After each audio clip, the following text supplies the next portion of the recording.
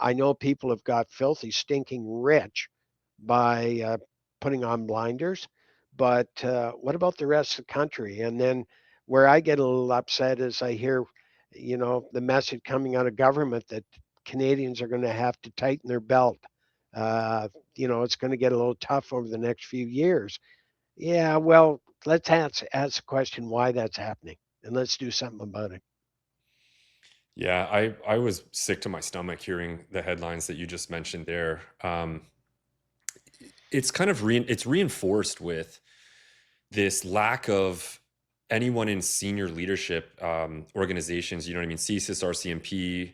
I worked with CSE a little bit. I can't really speak for them. They didn't really come up much in the book, if at all, if I remember correctly. But why are the heads of these organizations so afraid to do it? Like SNC-Lavalin affair, for example. Why is the RCMP terrified to press charges or properly investigate people who are obviously on the take, corrupt, committing probably criminal offenses, and we're just told to sort of, oh, nothing to see here, move along? Is like, where's this fear coming from? Is it just they're worried about implications for their career, their bottom line, both? Like, where do you see the disconnect? I've said for a long time the RCMP unfortunately is tied to government, um, far too tight. They can argue an arm's length relationship, but anybody that follows the news knows I can pull up a picture of uh, the former Prime Minister Trudeau with his arm around the commissioner. We know about the former commissioner and how Bill Blair really was almost, I would say, almost acting as the unofficial commissioner. And now we've seen with the current commissioner, it came out in the press of his Prime Minister Carney and the commissioner with their arm around each other and smiling. Doesn't really give the impression of objectivity. And if you look at a number of the things that have occurred, what happened down on the East Coast with the killing spree that happened down there, I don't think truth has ever fully come out on that. But there was huge amount of mistakes made, and I hate to say it, but there was a lot of cover up on that. The public inquiry was just a way of uh, I guess, making it appear that objectivity surfaced. I don't believe it did. Things happen and things go south, and whether you're in the military or in police, you occasionally have things go south. The only way you improve, though, is admit that mistakes were made and deal with how to improve and not try and brush it aside. And unfortunately, that's what we're doing a lot of right now in this country. Yeah, the I've been harping for a couple years now about the mistakes being made and being able to own them as a leader, not just, excuse me, in policing or in government as well. I'll bring it back to something I mentioned a few times. Just bear with me if anyone's heard me say this before. But when the lockdowns and everything was going on, and I was working in intelligence, and then week after week, month after month, and lockdowns just maintained, but there was no evidence to show that they were helping. There was actually a lot of evidence to show that they were harming. That were doing nothing, but probably also harming.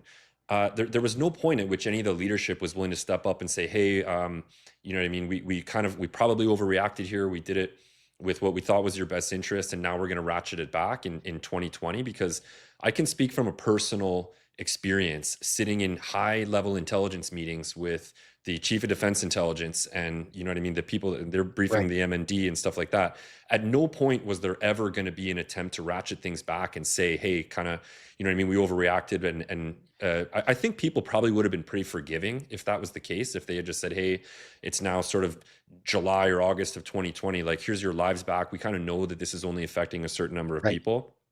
Anyway, I digress. I see those parallels very interesting, that they're going on. And like, while documentations of ministerial level people in PEI, you know what I mean, selling land for cash, and nobody, no, not only is nobody losing their job, you know what I mean, but no one's going to jail.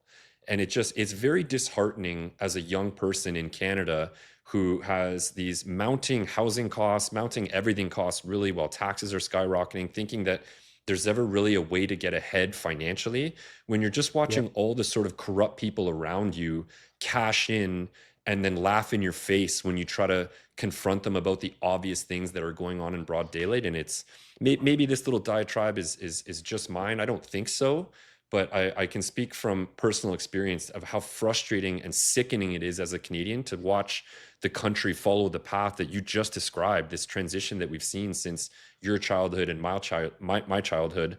But the P2P, or sorry, the PNP in the PEI, PNP Right. was the PNP immigration experiment that's going on in PEI. In case those are not paying attention, what's the craziest thing of that you are still sort of sitting on today that you might want people to know in case they don't know? Well, I think the provincial nominee program, it was very similar to what the federal entrepreneur program was back in the 90s. And it was a way for the province to sort of have a say in how many people they allowed in the province. The sad part of that was there was a group of individuals that I think got rich off it. It didn't do a lot for the province. In fact, most of the individuals that came in never even set foot in Prince Edward Island. They went to Toronto or Vancouver.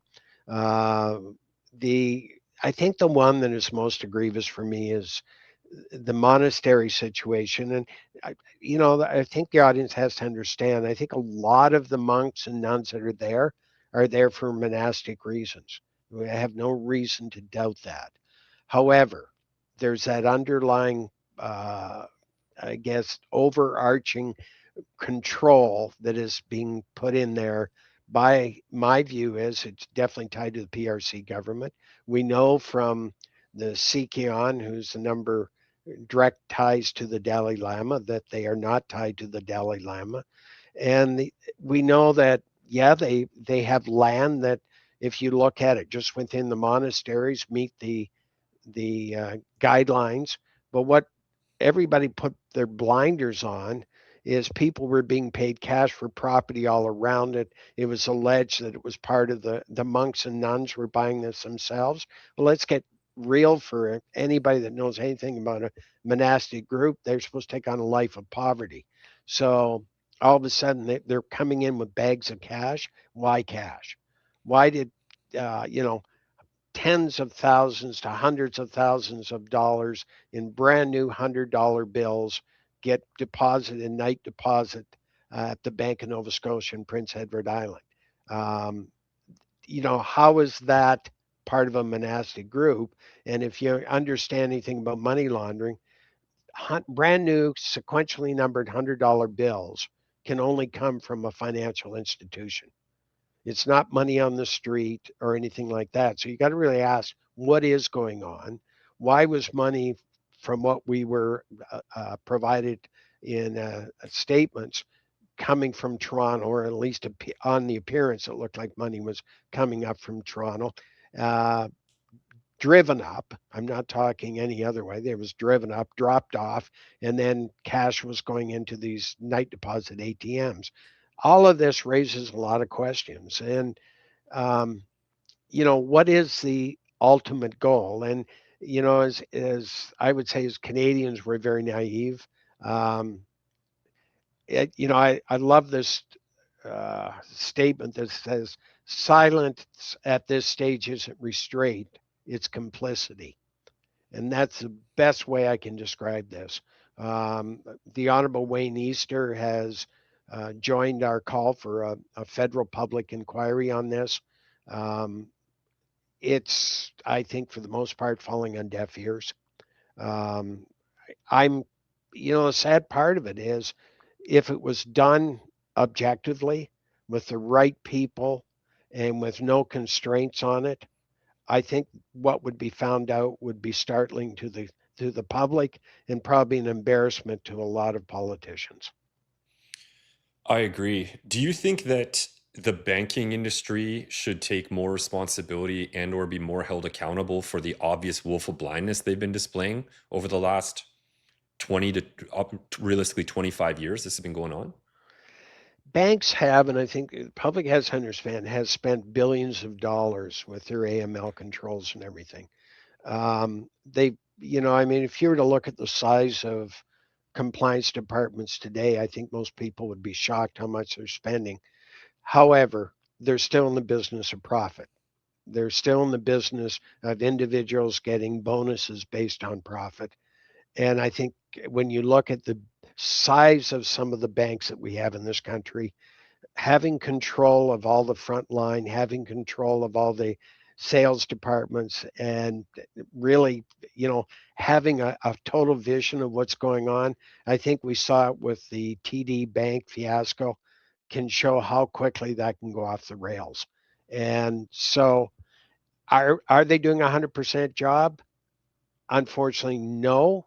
I don't think it's intentional. But individuals are individuals. There's individuals that will turn a blind eye. And how do you control a large organization to make sure everybody's on side? That being said, it's no excuse. In this day and age, I believe the systems are there, and we've just got to, in my view, every bank has to take it seriously and I guess take no prisoners. They're finding something that's not being done properly, and an individual is turning a blind eye. They should no longer be working in the bank.